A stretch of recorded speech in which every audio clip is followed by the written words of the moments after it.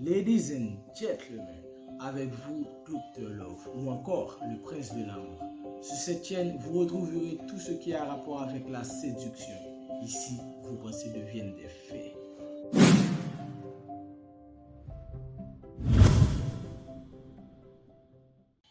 Quelles sont les caractéristiques d'une relation solide? Avant d'aller plus loin, n'oubliez pas de vous abonner à la chaîne. Activez la petite cloche de notification pour ne rater aucune de nos vidéos. Partagez la vidéo, commentez, likez. Sans plus attendre, je dois vous faire savoir qu'une relation doit avoir deux qualités pour être caractérisée comme étant relation solide. Que sont ces deux qualités? La première s'agit de la communication et la seconde de la confiance. Sans ces deux-là, je suis désolé, mais messieurs et dames, il n'y a pas de relation solide. La communication vous permettra d'être en accord avec votre conjoint. La communication vous permettra d'éviter les conflits, de trouver une entente avec votre conjoint. La communication est donc essentielle pour la bonne marche d'une relation. Tout ce qu'un homme sème, il le récoltera. Ce qui signifie que ce qu'un homme donne par la parole ou par l'action lui sera rendu. Ce qu'il donne, il le recevra.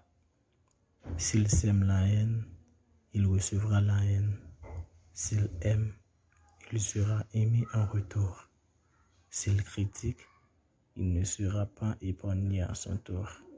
S'il ment, on lui mentira. Le pouvoir de la parole.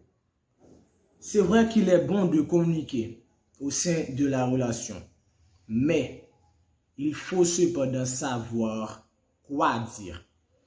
Il faut savoir comment communiquer avec l'autre. Apprends à comprendre ce que l'autre ressent. Apprendre à comprendre ce que l'autre veut. Apprenez tout aussi bien à mesurer ce qui sort de votre bouche. Vous entretenez une relation avec une personne comme vous qui n'aime pas qu'on lui fasse des trucs. Donc, évitez de faire et de dire n'importe quoi à l'issue de cette personne. Autre point important dans la communication, c'est de faire valoir vos opinions. Vous devriez être libre d'évoquer vos opinions au sein de la relation. La communication vous permettra de vous libérer de ce que vous ressentez et de l'évoquer tout en faisant usage du respect envers votre conjoint. N'hésitez pas non plus à demander à l'autre si tout va bien. Demandez à votre conjoint si tout va parfaitement bien au sein de la relation. Demandez-lui s'il n'y a pas quelque chose qu'il aimerait que vous changiez. Soyez des amis avant d'être des amoureux. Cela vous permettra de vous connaître un peu plus. Cela vous permettra tout aussi bien de mieux communiquer entre vous.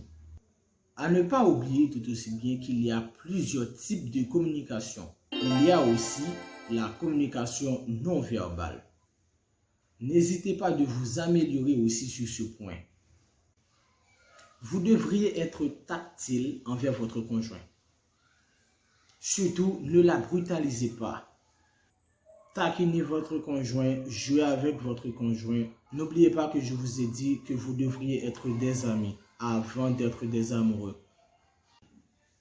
Évoquons à présent la confiance. Celle-là, j'aurais dû en parler dès le début. Malheur à l'homme qui se confie en l'homme. Tel un passage biblique.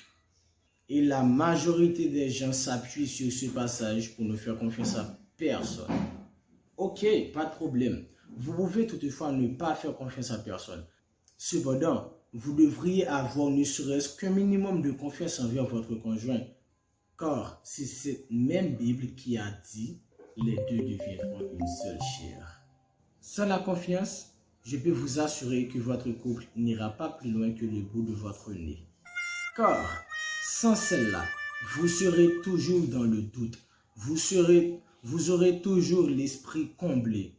Lorsque votre conjoint n'est pas avec vous, il y a toujours cette petite voix qui vous dit « Oh mon Dieu, qu'est-ce qu'il doit être en train de faire?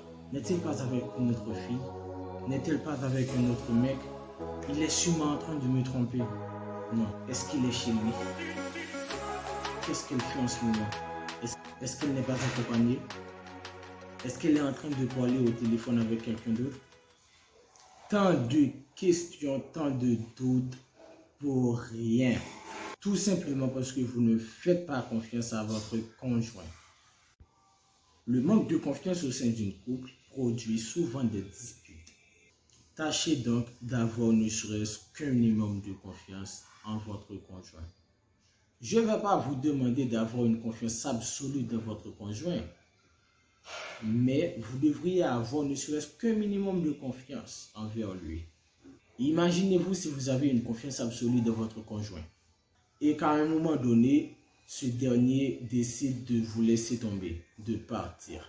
C'est sûr que vous allez pouvoir résister à cela, mais ce sera beaucoup plus difficile pour vous si vous n'avez pas eu cette confiance absolue en lui. Mais bon, nous ne sommes pas sans savoir que l'excès en tout nuit.